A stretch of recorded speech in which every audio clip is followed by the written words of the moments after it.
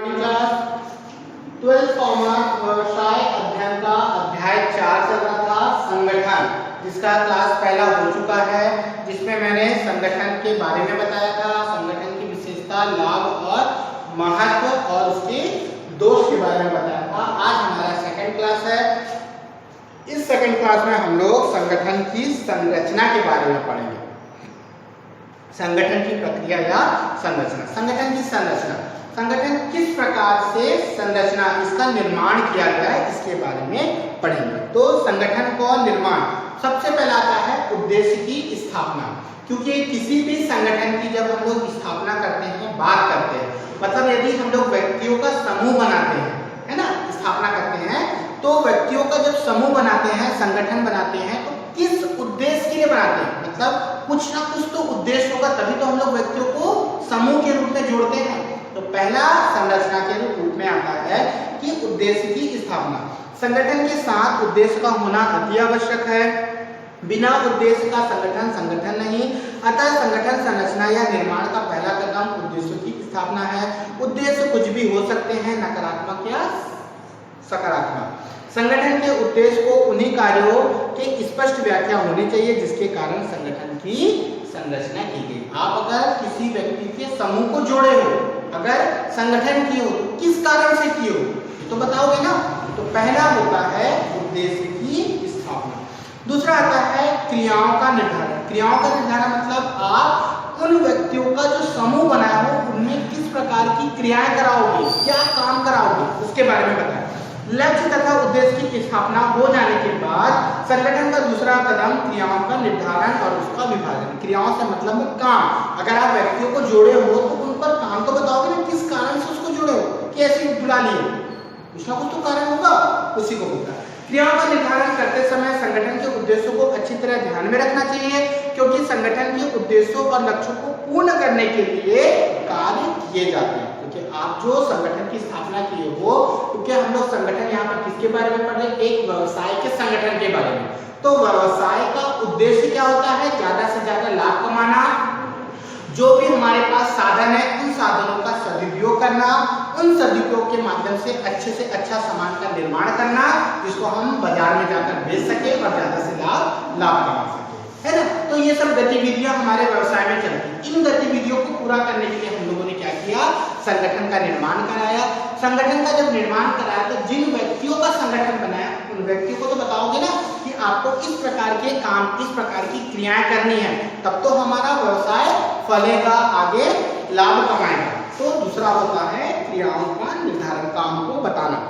तीसरा होता है क्रियाओं का वर्गीकरण। अब काम तो बता दियो, अब क्रियाओं का वर्गीकरण करना। क्रियाओं का वर्गीकरण मतलब जिन व्यक्तियों के पास जिस प्रकार का गुण होगा, उस प्रकार के गुणों का उसको काम देना। जैसे जो दिमाग से मजबूत है, दिमाग के काम कर सकता है, तो उसको दिमाग वाले काम देने चाहिए। जो हाथ पैर से मजबूत है तो उसको हाथ पैर से मजबूत वाले काम देने। अर्थात जो अगर कारखाने में काम करके अपने कारखाने का काम बहुत अच्छे तरीके से कर सकता है, उत्पादन का काम अच्छे तरीके से कर सकता है, तो उसको वैसा काम देना चाहिए। अब आप उस व्यक्ति को आप कंप्यूटर पर बैठा के बोलोगे आप ये सब काम करो, तो कंप्यूटर वाला काम नहीं कर सकता। अर्थात जिसके पास जिस प्रकार के काम होंगे या जिस प्रकार के काम करने की क्षमता होगी, उसको उस प्रकार के काम देना चाहिए, जिसको बोला जाता है क्रियाओं का वर्गीकरण। उसके बाद आता है कार्य का विभाजन। कार्य को बांट दिए, उसका विभाजन कर दिए। उसके बाद आता है सत्ता को प्रस्थान, मतलब हस्तांतरण। अधिकारों को बिना कार्य का संपादित करना संभव। अधिकार मतलब आपको ये बताना पड़ेगा कि आप जो काम कर रहे हो ये आपका अधिकार है, ये आपका कर्तव्य है, ये आपको पूरा करना है, ये आप उसको बताना पड़ेगा। अगला है समन्वय का परिचय, आदर्श वातावरण का निर्माण। यदि व्यवसाय में आप संगठन स्थापित किए हो तो एक आदर्श, एक डिसिप्लिन, है ना, डिसिप्लिन के माध्यम से आप उसको काम कराए, एक अच्छा वातावरण उसको प्रदान करें, जिससे व्यवसाय का अच्छे से अच्छा उत्पादन हो सके और ज्यादा से ज्यादा लाभ कमा सके। अगला होता है मशीन और औजारों का उचित व्यवस्था। अगर व्यवसाय में अगर मशीनों की उपयोगिता, मतलब मशीनों के माध्यम से आप सामान ज्यादा बनाते हो, तो मशीनों की ज्यादा अच्छे तरीके से, मशीनों को ज्यादा से ज्यादा उपयोग करने का तरीका बताना चाहिए। लेकिन जहाँ पर आपके हस्तकला को ज्यादा महत्व दिया जाता है, तो वहाँ हस्तकला को महत्व, मशीनों को महत्व, अर्थात आपको वहाँ पर मशीनों और औजारों की उचित व्यवस्था करनी चाहिए, जिससे काम करने वाले मजदूर होंगे, श्रमिक होंगे, वो आसानी से अपने काम को क्या कर सके, पूरा कर सके। और मानसिक क्रांति, ठीक। उसके बाद आता है संगठन संरचना एवं संभागीय संगठन। संभागीय संगठन मतलब जब हमारा संगठन स्थापित होता है ना, तो हर एक क्षेत्र में हमको संगठन देखने मिलता है। विभाग, क्योंकि हम लोग यहाँ पर एक कंपनी, सपोज मान लो मैं कंपनी के बारे में बताता हूँ, एक कंपनी के बारे में, तो जब भी हम लोग कंपनी के बारे में बताते हैं तो कंपनी में बहुत सारे विभाग होते हैं।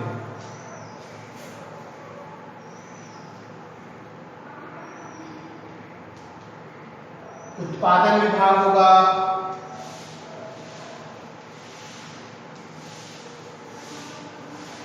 लेखा विभाग होगा,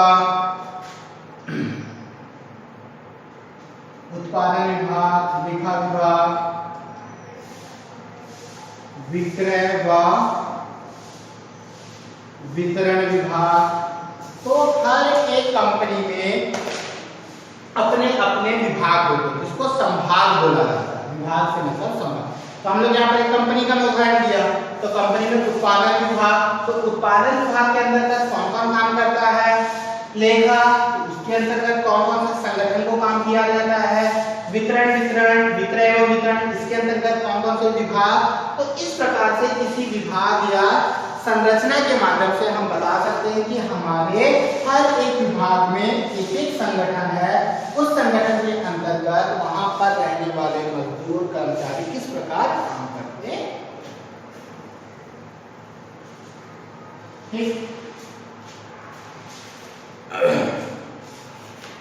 ठीक है।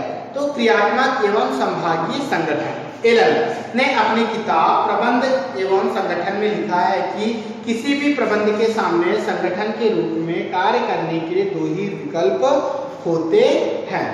ये मात्र क्रियात्मक संगठन एवं संभागीय संगठन होते हैं।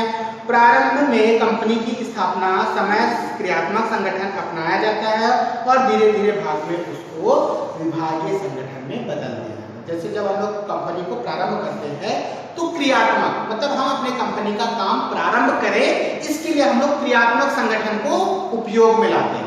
जब हमारा कंपनी का निर्माण हो जाता है, कंपनी जब प्रारंभ हो जाती है, कंपनी चालू हो जाती है, धीरे धीरे कंपनी अपना विकास करने लगती है, तब हम लोग क्या करते हैं, क्रियात्मक काम को संभाग में बांट देते हैं। संभाग में मतलब अब अलग अलग विभाग में बांट दिए।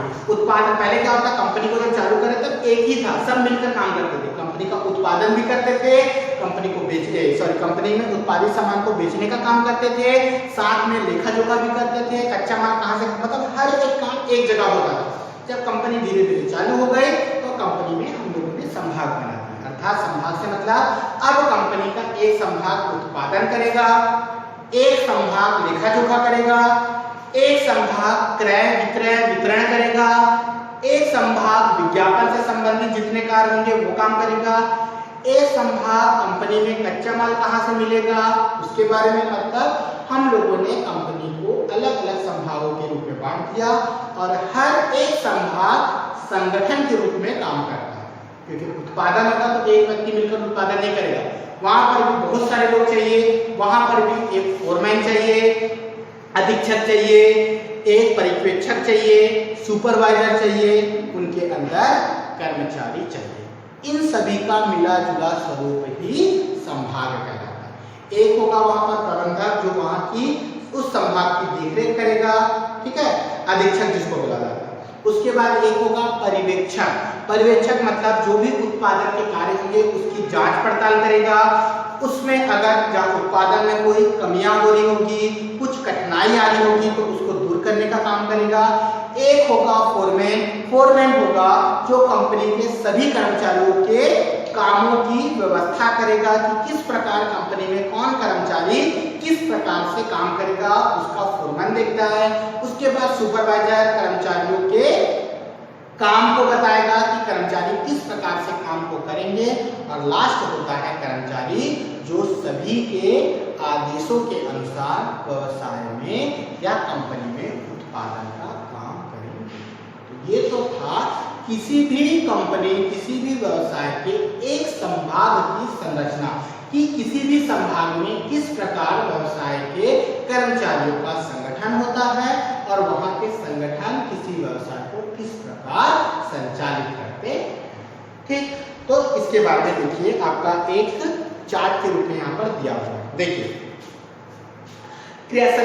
कार्यात्मक संगठन संरचना का रूपरेखा, जिसमें सबसे पहला अंशधारी, जिसको कंपनी के सदस्य, वही सदस्य कंपनी के संचालक मंडल होते हैं। ठीक, संचालक मंडल प्रबंध संचालन का काम बताते हैं। प्रबंधक उत्पादन विभाग, विपणन विभाग, वित्तीय विभाग और सेवावर्गीय विभाग, ये विभागों में बांटा होता है, जिसको संभाग बोला गया। अब इन संभाग के अंतर्गत हर एक कर्मचारी अपने अपने आवश्यकता, अपने अपने गुणों के अनुसार काम करता है। ये तो था क्रियात्मक संगठन के बारे में। ठीक, उसके बाद आता है संभागीय संगठन। ठीक, संभागीय संगठन, संभागीय संगठन हम लोग नेक्स्ट क्लास में पढ़ेंगे। ठीक है, तो ये तो था संगठन के बारे में कि संगठन किस प्रकार से काम करता है, संगठन की क्या संरचना होनी चाहिए, संगठन में क्रियात्मक संगठन और संभागीय या संभागीय संगठन को किस प्रकार कंपनी से जोड़कर बताया कि संभागीय संगठन कब लागू होता है और क्रियात्मक संगठन कब लागू। क्रियात्मक संगठन कंपनी के प्रारंभ के समय, किंतु कंपनी का निर्माण जब हो जाता है तो धीरे से उसको संभागीय संगठन में बदल दिया जाता है। संभागीय संगठन के बारे में मैंने थोड़ा बहुत बताया और नेक्स्ट क्लास में मैं संभागीय संगठन के बारे में और अच्छे से डिटेल करूंगा। क्लियर है?